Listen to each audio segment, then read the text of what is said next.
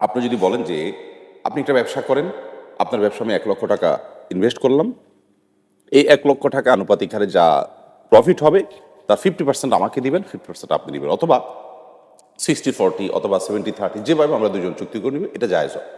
আরেকটা রাস্তা আছে, আমি আপনাকে ১ লক্ষ টাকা লোন দিলাম, কোনো ব্যবসা না, আপনি সেটা ২-৪ মাস ৬ মাস পরে, ১ বছর পরে, যে কোনো সময় পরে আপনি আমাকে ব্যাক করলেন। ব্যাক করার সময় আপনি চিন্তা করলেন লোকটা আমাকে লোন দিয়েছে, একটা বিপদের সময় উপকার করেছে, কিংবা আমার ইনভেস্টে তিনি দিয়েছেন, আমি সেখান থেকে কিছু প্রফিটও করেছি, অথবা প্রফিট নাই করলাম, আমার উপকার হয়েছে, আমি লোকটাকে ফেরত দেওয়ার সময় ১ লক্ষ টাকার সাথে আরও ৫,০০০ টাকা বাড়াই দিলাম। এটা কিন্তু জায়েজ আছে, আমরা অনেকে এটা জানি না।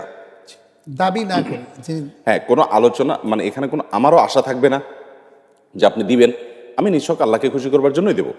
আপনি দেওয়ার সময় আপনার জায়গা থেকে আপনি বাড়িয়ে দিয়েছেন, এটা কিন্তু সুদ নয়, এটা বরং কর্জে হাসান, অর্থাৎ আপনি করজ ঋণ পরিশোধে উত্তমভাবে পরিশোধ বলা হয় এটাকে। আমরা অনেকে এটা না জেনে মনে করি না সুদ হয়ে যাবো, তো এটা বরং এটা উত্তম যে একটা মানুষ আমাকে উপকার করেছে, ঠিক আছে আমি তাকে একটু বাড়িয়ে দিলাম। হ্যাঁ, যদি আমি বলি যে ভাই আমাকে কিন্তু বাড়াই দিতে হবে, অথবা আমার আশা থাকে বা দুজন আলোচনা থাকে, তাহলে